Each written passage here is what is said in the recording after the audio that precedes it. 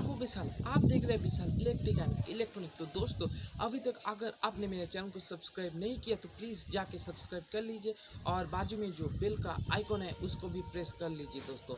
और अगर मेरे वीडियोस अगर आपको पसंद आती है तो प्लीज़ उसको लाइक और शेयर भी कर देना दोस्तों। और दोस्तों, मैं मेरा इंस्टाग्राम और फेसबुक का जो आईडी का जो लिंक है वो नीचे डिस्क्रिप्शन में दे दूँगा, आप चाहे तो फॉलो कर सकते हैं दोस्तों। और आज आप लोग जो वीडियो देखने वाले हैं वो है ये वीडियो। हेलो फ्रेंड्स, मैं हूं विशाल। आप देख रहे हैं विशाल इलेक्ट्रिक एंड इलेक्ट्रॉनिक्स। तो दोस्तों, आज मैं आपको दिखाऊंगा ये जो नोवा कंपनी का जो हेयर ड्रायर है इसका क्या क्या प्रॉब्लम आता है और इसको आप कैसे ठीक करेंगे। ठीक है, तो दोस्तों ये वीडियो को एंड तक देखते रहिए और अगर अच्छे लगे तो लाइक शेयर कर देना दोस्तों। तो देखिए दोस्तों, इसका जो इसका क्या क्या कंपोनेंट्स आता है देखिए। तो एक तो यहाँ पर एक स्विच होता है, ठीक है, और स्विच के ऊपर एक डायोड होता है। उसके बाद इसका अंदर एक ब्रिज रेक्टिफायर होता है, मतलब 4 डायोड से एक ब्रिज रेक्टिफायर बनता है। उसके बाद यहाँ पर पीछे एक मोटर है, ठीक है, एक मोटर है और सामने एक कॉइल है, हीटिंग कॉइल है, ठीक है। और ये जो कॉर्ड देख रहे हैं ये है। तो इसका अंदर और कुछ नहीं है दोस्तों, ठीक है। तो इसको आप अगर चेक करेंगे, मतलब ये अगर डेड हो तो अगर चेक करेंगे तो आप मल्टीमीटर का जो बीप का रेंज है, बीप का पॉइंट है, जहाँ पर बीप का साउंड आता है वहाँ पर ही उससे ही आपका ये सारा चीज़ को आप मतलब चेक कर सकते हैं, ठीक है। तो अगर ये डेड कंडीशन में है तो क्या करेंगे, तो इसको पहले खोलना है यहाँ पर, यहाँ से, ठीक है।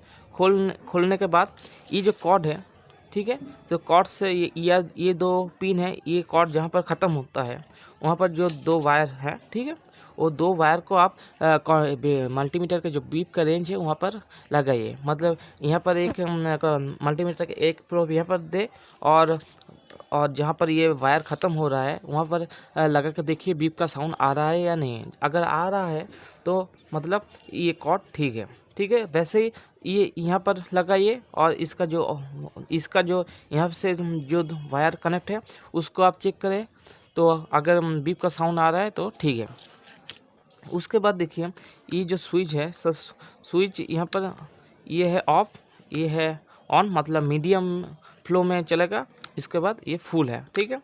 तो ये स्विच को भी आप चेक करेंगे कैसे, इसका जो 3 पॉइंट है, मतलब यहाँ पर 2 पॉइंट है, 2 पॉइंट में आप रख के इसको एक तरफ से लगाएंगे तो बीप का साउंड आता है। उसके बाद इसको फिर से अगर बंद कर देंगे तो बीप का साउंड उड़ जाएगा दोस्तों, बीप का साउंड नहीं आएगा।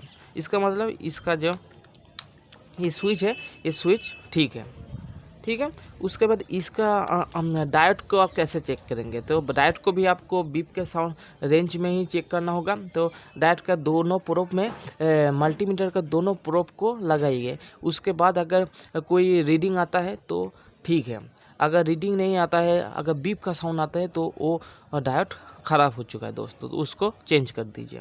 उसके बाद आपका यहाँ पर जो कॉइल होता है, ठीक है, इसका कॉइल तो यहाँ पर लपेटा होता है एक चीज़ में, ठीक है, कॉइल लपेटा होता है। तो जहाँ से कॉइल स्टार्ट होता है और